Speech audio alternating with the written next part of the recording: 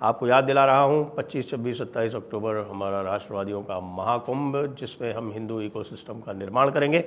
उसके लिए हमारा जो क्राउड फंडिंग चल रहा है वो अत्यंत सफल है। आप लोगों की अनुकंपा से 63% उसमें अभी योगदान आ गया है। आप सभी से अनुरोध है, कृपया इस योगदान को शीघ्र 100% करें।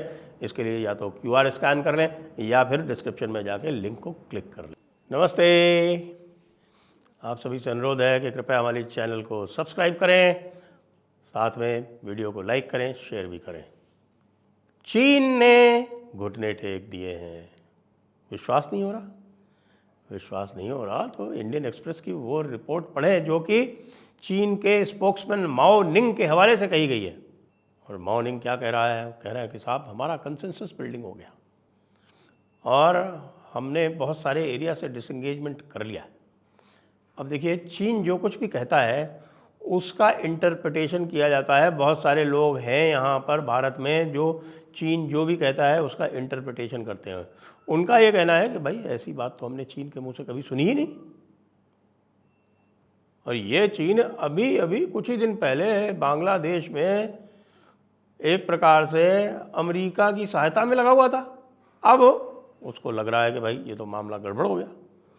न केवल गड़बड़ हो गया बल्कि ये भी समाचार आ रहा है कि चीन जो है वो बड़े खुफिया रूप से जो चट्टगांग हिल ट्रैक्ट्स में जो एक विद्रोह हुआ है चकमा जनजाति का, और त्रिपुरा जनजाति है वहाँ पर, और वहाँ पर हिंदू हैं, उनका विद्रोह हुआ है, वो वहाँ मेजॉरिटी है। और चिटगांव में साफ साफ उन्होंने प्रदर्शन करके ये कहा है कि यदि इस तरह की बातें जो है इन्होंने नहीं रोकी ठीक से तो वो विद्रोह करेंगे, इंडिपेंडेंट डिक्लेयर करेंगे और भारत में शामिल हो जाएंगे। अब ये भारत वालों को भी देखना चाहिए कि भाई उधर से भी चीन का एक प्रकार से परोक्ष सहयोग आ रहा है, और उस परोक्ष सहयोग में वो इसलिए भी चाहते हैं कि वो क्षेत्र चला जाए। सुनिए आप, चीन चाहता है कि वो क्षेत्र भारत में चला जाए तो सेफ़ है। कम से कम अमेरिका जो है वो सेंट मार्टिन में तो नहीं आ पाएगा, क्योंकि सेंट मार्टिन में आप तभी आ सकते हैं जब चिटगांव पर बांग्लादेश का कब्जा हो। और इधर माओ निंग साहब कह रहे हैं कि साहब हमारा तो समझौता हो गया। समझौता हो गया मतलब कह रहे हैं कि कंसेंसस हो गया है, हमारा भारत के साथ में कंसेंसस हो गया है, ऐसा बोल रहे हैं मिस्टर माओ निंग। स्पोक्स पर्सन है। कभी आपने सुना स्पोक्स पर्सन चाइना का इस प्रकार से बोलते हुए? वो हमेशा गोल गोल जलेबी जैसी बातें बोलता है, कभी किसी चीज़ पे कोई क्लैरिटी नहीं देता। यहाँ तो बिल्कुल क्लैरिटी दे रहा। भाई ये क्या हुआ? इसका अर्थ ये हुआ, भाई लोगों सुनो, इसका अर्थ ये हुआ कि जो कुछ भी बातचीत रूस के माध्यम से चल रही है और जो कुछ भी अभी डॉक्टर जयशंकर ने 2 दिन पहले USA में कहा था वो बिल्कुल सही है। और इसके लिए अमेरिका बहादुर को अत्यंत चिंतित होने की आवश्यकता है, क्योंकि भले ही एक ट्रांजैक्शनल रिलेशनशिप हो, लेकिन एक ऐसी रिलेशनशिप होती जा रही है जिसमें कि पूरे का पूरा जो स्टैंड ऑफ है वो रिजॉल्व होने वाला है। इसी रिपोर्ट में, इंडियन एक्सप्रेस की इसी रिपोर्ट में ये कहा गया है कि इसका इंटरप्रिटेशन यह है कि जो पेट्रोलिंग पॉइंट को एक्सेस समाप्त हो गई थी, वो पेट्रोलिंग पॉइंट्स की जो एक्सेस है वो भी रिस्टोर हो जाएगी।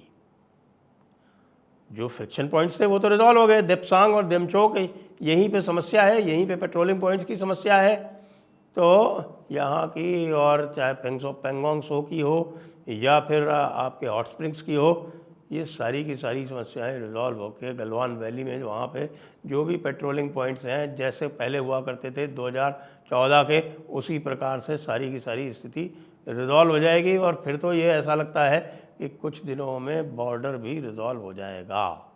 वैसे भी बॉर्डर के रिजॉल्व होने में समस्या जो है वो सारी नेहरू जी ने ही क्रिएट की थी।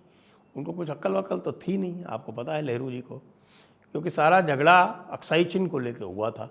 अब वो अक्साई चिन्ह भारत का पार्ट था या नहीं था ये नेहरू जी को पता भी नहीं था, क्योंकि यहाँ पर 2-3 लाइंस जो थीं वो उपलब्ध थी। एक कोई फॉरेन ऑफिस वाले जो थे वो गए थे कहीं काशगर वगैरह, और उन्होंने एक लाइन जो थी वो ड्रॉ कर दी थी, जो कुनलुन जो माउंटेन है उसको टच करते हुए और उसको एज ए वाटर शेड लेते हुए बनी हुई थी। और एक मैकडोनल्ड मैकार्टनी लाइन हुआ करती थी, वो मैकडोनल्ड मैकार्टनी लाइन में जो ये इस समय तिब्बत की रोड जो बनी हुई है वो उसके बाहर थी। तो भाई मैकडोनल्ड मैकार्टनी लाइन भी ऐसी लाइन थी जिस पे समझौता हो सकता था, लेकिन हमारे नेहरू जी ने बिना किसी प्रकार की तैयारी के आपने फॉरवर्ड बेसिस बना दिए, जिनको घेर लिया चीन ने और बुरी तरह से परास्त किया भारत को। तो अब नेहरू जी तो फिर नेहरू जी हैं, और उसके बाद फिर जब लड़ाई शुरू हुई या चीन ने जब आक्रमण करना आरंभ किया तो भारतीय वायुसेना उस समय चीनी वायुसेना से बहुत अधिक सुपीरियर हुआ करती थी। आज भी भारतीय वायुसेना इस सेक्टर में चीनी वायुसेना से सुपीरियर है, लेकिन अब चीनी वायुसेना भी बहुत मजबूत हो चुकी है और उसने अपने लॉजिस्टिक्स वगैरह बहुत इम्प्रूव कर लिए हैं, उसने बहुत सारे नए बेसेस बना लिए हैं, बहुत सारे उसके पास संख्या बल बहुत है हवाई जहाज़ों का। हवाई जहाज़ भले उनको जो है वो थोड़ी सी दिक्कत आती है कि भाई वो उड़ नहीं पाते हैं, तिब्बत की जो एयरफील्ड्स हैं वो सारी की सारी 3000 मीटर के ऊपर हैं, तो वहाँ ऑक्सीजन की कमी होती है, तो ऑक्सीजन की कमी के कारण फुल लोड नहीं ले सकता जो भी वहाँ का एयरक्राफ्ट होता है। ये सारी दिक्कतें, हमारे जितने भी एयरक्राफ्ट हैं वो सब प्लेन से उड़ते हैं 50 मीटर और 100 मीटर की एलिवेशन से, तो वो फुल लोड लेके उड़ते हैं और वो पूरा का पूरा एरिया कवर कर लेते हैं। तो सभी स्थिति जो है आपको कई बार हम बता चुके हैं कि यहाँ पर चीन जो है भारत से लड़ने की स्थिति में नहीं है। ये चीन को पिछले 4 वर्ष में जो उसके फॉरवर्ड डिप्लॉयमेंट किया है उसके बाद उसको पता चल गया है, उसके सैनिक जो हैं वो बिना ऑक्सीजन टैंक के पेट्रोलिंग नहीं कर पाते हैं, और हमारे वीर जो हैं वहीं पर वॉलीबॉल और क्रिकेट खेलते हैं। तो बहुत अंतर है। अब इसका यदि रेजोल्यूशन हो जाता है तो आप सोचिए फिर क्या होगा। फिर ये जो भी सपने पाल रखे हैं अमेरिका बहादुर ने कि वो भारत का विखंडन कराएगा, भारत को अलग थलग करेगा, वो सारे के सारे जो हैं वो ध्वस्त हो जाएंगे। क्यों? क्योंकि यदि यह ट्रांजैक्शनल रिलेशनशिप बनती है, चीन नीचे जा रहा है, चीन की इकोनॉमी नीचे जा रही है, चीन की जनसंख्या नीचे जा रही है, और चीन के शी जिनपिंग जो हैं वो भी नीचे जा रहे हैं लगातार, उनकी पावर भी कम हो रही है। तो ऐसी सारी स्थितियों में अगर चीन की तरफ से हमें 10 साल की भी विंडो मिल जाती है, जो कि मिल जाएगी क्योंकि भारत की ट्रैजेक्टरी जो है अपवर्ड है, चीन की ट्रैजेक्टरी डाउनवर्ड है, तो चीन भी जो है वो भारत से अभी कॉन्फ्लिक्ट टालना चाहता है, गलवान में करके देख चुका है। तो ऐसी स्थिति में 10 साल की भी अगर विंडो मिल जाती है चीन के साथ में भाई साहब, तो अमेरिका बहादुर की तो ऐसी तैसी होनी बिल्कुल पक्की है। क्योंकि अमेरिका बहादुर 10 वर्ष में जो आज की स्थिति है, जैसा मैंने कल प्रेडिक्ट किया था कि वो 40% नीचे जाने वाले हैं अपने कॉम्प्रहेंसिव नेशनल पावर में।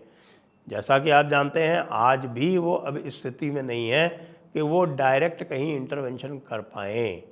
जो अंतिम उन्होंने डायरेक्ट इंटरवेंशन किया था वो अफ़गानिस्तान और इराक़ में था, अब उसको भी लगभग 20 वर्ष हो चुके हैं, और इस 20 वर्ष में उनकी जो नेशनल पावर इतनी डाउन हो चुकी है, उनकी फोर्सेस की मोराल इतनी डाउन है, उनकी जो पॉपुलेशन है उसकी मोराल इतनी डाउन है कि वे अब एक भी अपना सैनिक खोने की हिम्मत नहीं जुटा सकते, एक भी बॉडी बैग वो टॉलरेट नहीं कर सकते।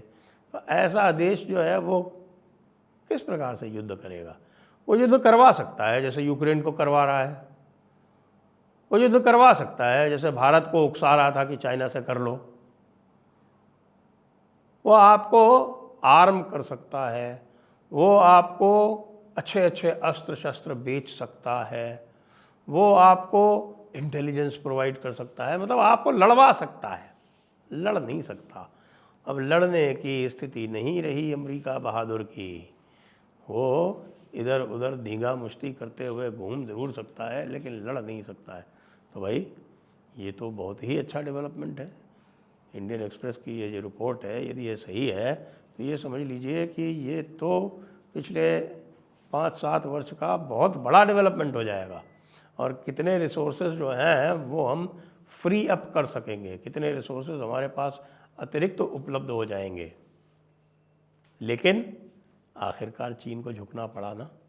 लोग क्या कह रहे थे, हमारे राहुल बाबा जैसे लोग क्या कह रहे थे, अरे भाई इतनी सारी ज़मीन जो है वो खो दी, तुम्हारे चच्चा नेहरू, हमारे नेहरू चच्चा, तुम्हारे परदादा कह लो, परनाना कह लो, का कहोगे तुम, परनाना बोलो उनको, उन्होंने जो ज़मीन खोई थी उसका कोई हिसाब किताब करेगी कांग्रेस पार्टी और राहुल बाबा? नहीं करेंगे। आप ज़रा सोचिए कि जो होने जा रहा है, यदि होने जा रहा है, लग तो ऐसा है रहा है कि हो जाएगा। हम बहुत पहले से कह रहे हैं कि रूस जो है वो मीडिएट कर देगा, चाइना जो है डाउन है और वो हो गया। अब इसके होने से भाई पूरा का पूरा सिनारियो, न केवल भारत का अंदर का सिनारियो बल्कि पूरा का पूरा वैश्विक सिनारियो बदल जाएगा। देखते जाइए। जय हिंद, जय भारत, वंदे मातरम।